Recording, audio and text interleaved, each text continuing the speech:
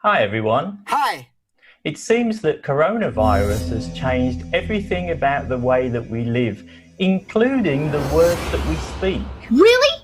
In this video, I'm going to tell you about 10 words that weren't even in the dictionary just 3 months ago. Let's begin.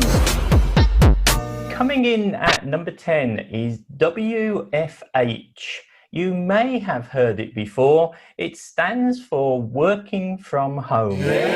But it wasn't part of the official English language until this year when it was put in the dictionary for the first time. So now we can write for shorthand, I'm WFH this week. Moving on to number 9, and number 9 is to self-quarantine. We use self-quarantine to refer to a situation where we think we might have been exposed to someone who has the virus, so we want to stay alone to minimize the risk of passing it on. So I can say one of my workmates has the virus, so for the next 2 weeks I'm going to self-quarantine. Oh no! Actually, the word quarantine comes from an Italian word which translates to mean the number 40. Why 40, you might ask? Well, hundreds of years ago, when people got diseases like the plague on ships, 40 was the number of days people were asked to stay alone. Coming in at number 8 is a word or phrase that has a very similar meaning in normal conversation now, which is to self-isolate or to be in self-isolation. Strictly, according to medical people, if you are isolating, it means you probably have the virus already. But for most of us, we don't differentiate between isolation or quarantine. So I can say that I've been feeling a little bit unwell for the last few days. I'm going to self-isolate and stay away from as many people as possible. Yes. And if you're interested in the history of the word isolate actually comes from a very old Latin word, and that means to be in or on an island. So in a sense, I'd like to be on an island right now. Number 7 is social distancing. And social distancing refers to when we try and keep our distance from any other people.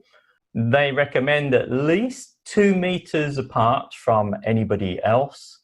And social distancing is what's behind the idea of closing public spaces in Thailand, closing the parks, closing the restaurants and the cinemas and the shopping centres.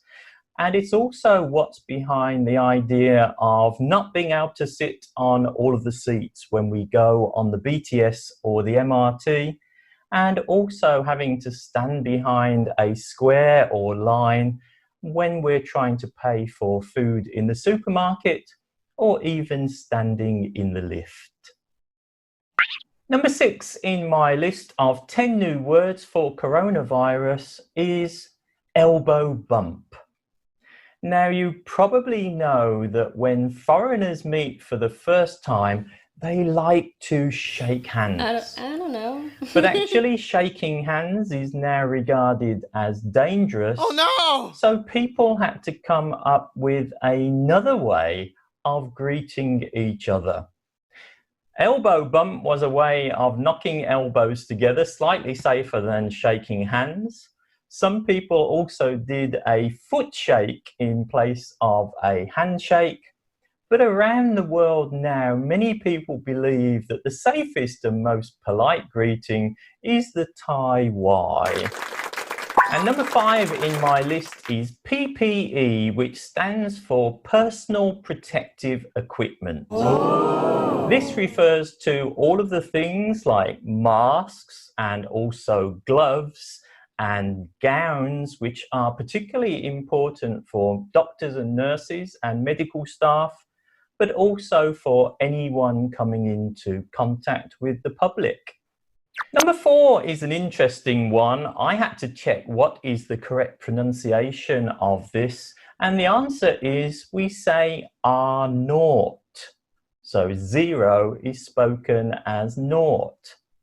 What does it refer to? Well, it's the number of people scientists predict will be infected by one already infected person, and clearly the larger the number, the easier the disease is to spread. Which actually leads me nicely on to number 3. Number 3 is flatten the curve. The idea of flattening the curve is to delay the spread of the virus so that the hospitals always have capacity to deal with the number of people who are sick. Coming in at number 2, everyone, I have chosen the word infodemic. Infodemic means that there is too much information about the subject. There's an excessive amount of information about coronavirus. So much information that actually it's not helping us find a solution, and sometimes we don't know what to believe.